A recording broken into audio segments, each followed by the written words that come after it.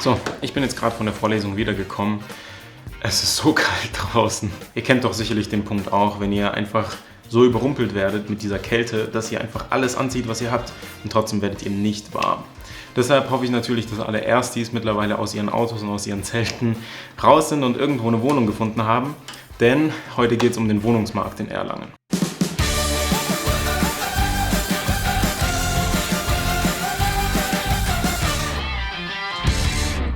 Ich persönlich schätze mich unglaublich glücklich, denn diesen Kamin, den hatte ich nicht immer. Vor 1,5 Jahren habe ich hier gar nicht gewohnt, sondern ich habe noch in Bruck gewohnt und es war eben meine erste Wohnung. Das war eine Dreier-WG, aber gehen wir mal nach oben, dann zeige ich euch ein paar Bilder. So, meine erste Wohnung. Überhaupt, wie es dazu kam. Also selber bin ich relativ spät ins Medizinstudium gerückt, das heißt, ich hatte Tatsache irgendwie 10 Tage, um eine Wohnung hier zu finden. Sofort alle Leute angeschrieben, ich hatte Tatsache auch ein paar Wohnungsbesichtigungstermine und bin dann so schnell wie möglich mit meinen Eltern hierher.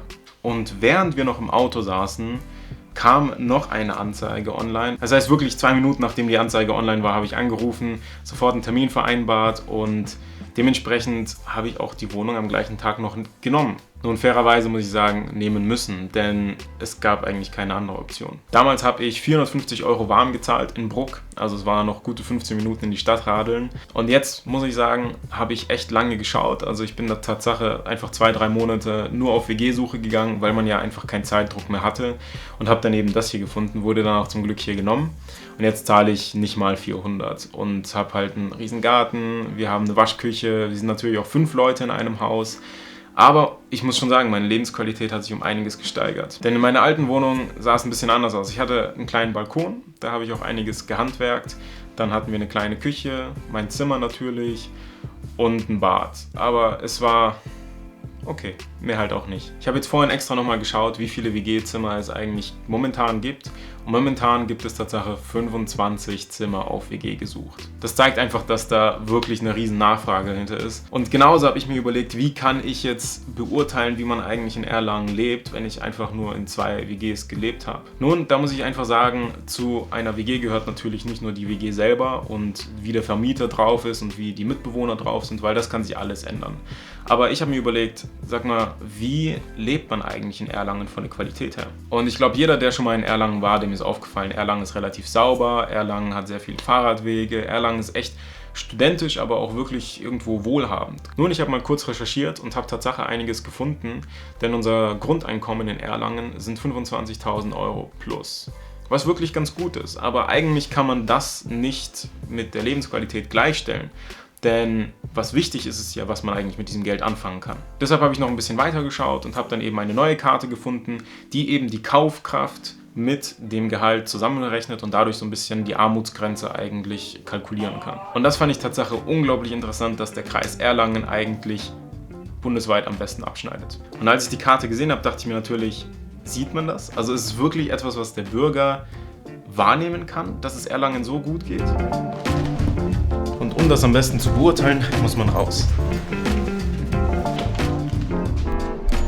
So, und das Faszinierende ist eigentlich, egal in welche Richtung ich jetzt gucke, entweder gehe ich dahin und da bin ich dann in 5 Minuten in der Sportuni am Exerzierplatz und kann einfach im Wald auch ein bisschen entspannen. Oder wenn ich dahin gehe, dann habe ich da meinen Biomarkt und habe den Ohmplatz und eben auch die schnellste Bushaltestelle.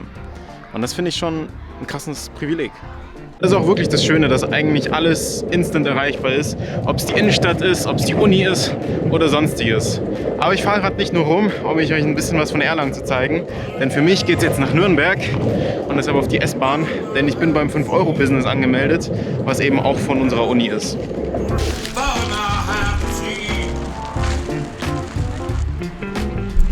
Gerade im Sommer sind hier echt viele Studenten, einfach viel am Sonnen, irgendwelche Spiele werden gespielt und ja, das ist eigentlich auch ein richtig cooler Hotspot.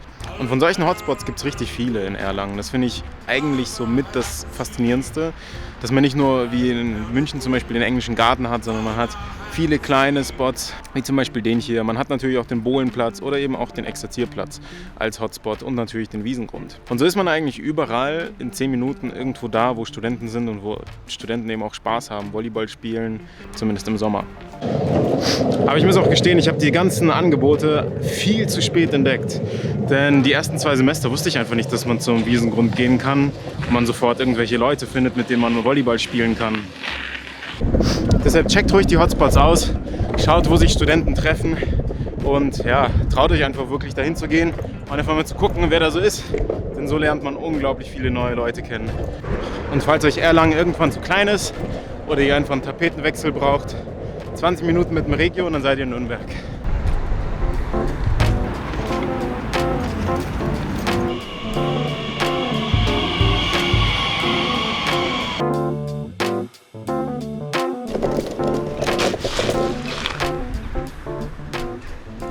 So, jetzt bin ich auch da. Falls ihr irgendwann mal richtig viel unterwegs seid mit der Bahn, lohnt sich ein Longboard oder ein Klapprad. Das könnt ihr nämlich umsonst mitnehmen. Für mich heißt es jetzt reingehen, weil ich schon ein bisschen zu spät dran bin. Aber um was es genau geht, beziehungsweise was es sich eigentlich beim 5-Euro-Business macht, das erzähle ich euch nächstes Mal. Deshalb, Peace!